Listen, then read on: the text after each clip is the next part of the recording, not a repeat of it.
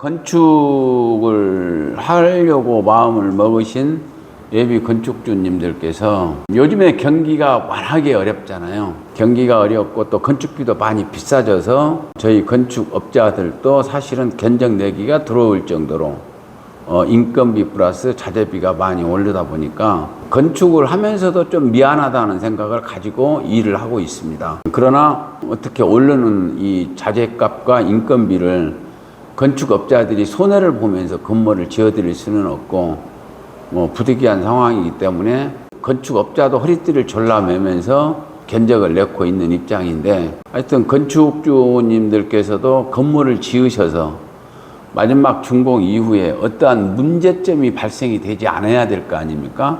그래서 그 부분에 대한 설명을 잠깐 드리도록 할게요. 제가 이 건축에 대한 기술적인 부분은 원고 없이 제 나름대로 제 머릿속에 있는 지식을 가지고 영상을 하는데, 사실 대출 관련돼서는 제가 좀 상식이 부족하다 보니까 메모를 좀 했습니다. 전문가들한테 좀 자문을 받아 가지고 원고를 이걸 좀 보면서 설명을 드리도록 할 테니까 그 점 좀 이해해 주시기 바라고요. 요즘에 이 검단에서 경우에 따라 가지고는 현금 2, 3억만 가지고 있으면은 건물 다 지어 드리겠다, 이렇게들 얘기들을 하시는 분들이 계셔요. 저는 조금 그 부분에 대해서는 제 능력으로는 그게 이해가 안 가는 얘기고요. 보통 우리가 건축비를 지금 상가주택 기준 했을 때 12, 3억 정도의 견적을 내는 걸로 알고 있어요. 저 역시 마찬가지로 12, 3억 선에서 공사에 견적을 내고 있습니다. 그런데 12, 3억 공사비를 책정을 해서 계약을 해서 우리가 공사를 하게 되면은 제2금융권에서 대출을 해주는 게 약 한 8, 9억 정도 해줘요. 그러면은 본인이 준비해야 될 자금이, 그걸 에코티 자금이라 그러죠. 아무리 못해도 3, 4억은 갖고 계셔야 돼요. 8, 9억에 대출을 해주는 금융사의 조건은 땅에 대출이 없어야 돼요. 물론 금융사에 따라 가지고 조금 1, 2억 더 해주는 데는 있을란지 모르겠어요. 근데 땅 잔금을 치르실 때 대출을 예를 들어서 2억을 받아놨다. 현재 땅에 내가 대출이 근저당이 2억이 잡혀 있다. 그러면은 금융권에서, 이금융권에서 건축자금 대출 8, 9억 예상했던 거를 2억을 줄이고 대출을 해줘요. 이게 현실입니다.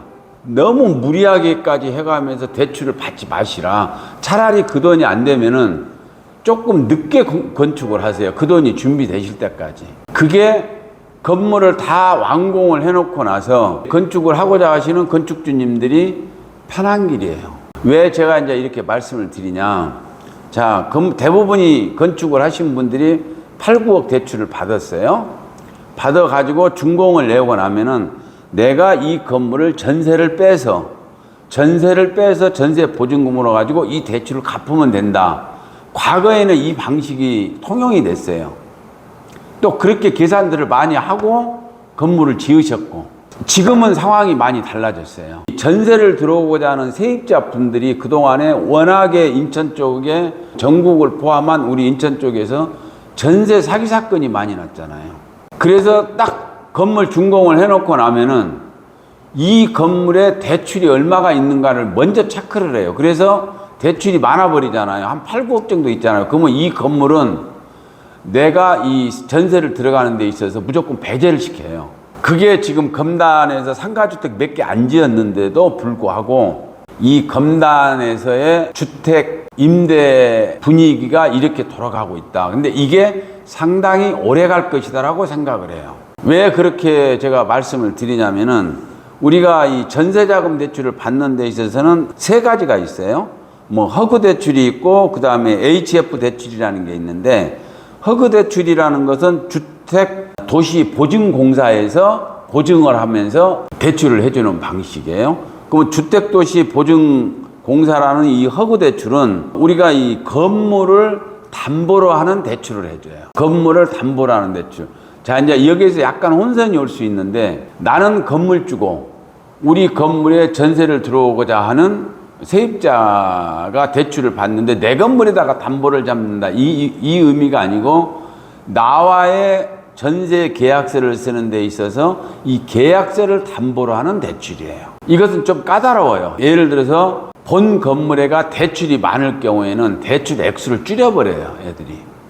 이 허그라는 회사가. 그렇기 때문에 어떤 방식이 됐든 내 건물을 짓는 데 있어서 대출이 많을 경우에 전세 보증금을 대출을 받아가지고 내가 대출을 갚으면 된다. 이렇게 과거 방식으로 접근을 하시면은 곤란하다는 얘기예요. 그래서 대출이 8, 9억을 받았을 때에는 대부분이 지금 검단에서의 상가주택은 월세로 많이 들리고 보증금, 일부 보증금 받고 월세를 원하시는 분들이 지금 건물을 채우고 있다. 이렇게 이해를 하시고 계획을 잡으신 게 가장 문제가 발생되지 않는다. 이렇게 보시면 됩니다. 그리고 예를 들어서 대출을 한 5억 미만, 뭐 1, 2, 3억, 4억까지는 크게 문제가 되진 않죠. 왜 그러냐면은 땅값 플러스 건축비를 포함하면은 우리가 아무리 못해도 이 건물에 20억 이상이 지금 들어가 있잖아요. 그 대신 한 사람이 아니고 네 가구를, 네 세대를 우리가 임대를 놔야 되기 때문에 네 세대에 대한 보증금 이런 것들을 다 감안을 했을 때 전세를 들어오고자 하시는 분들은 전세 사기에 본인들이 당할까봐 굉장히 조심을 하면서, 그리고 체크를 많이 하고, 또 허그 대출이나 그 다음에 HF 대출, 그 다음에 제2금융권에서 해주는 대출 방식, 전세자금 대출, 이런 걸 굉장히 지금은 까다로워졌다. 이게 지금 현재 검단에서 돌아가고 있는 주택시장의 현실이다. 이렇게 보시면 될 것 같습니다.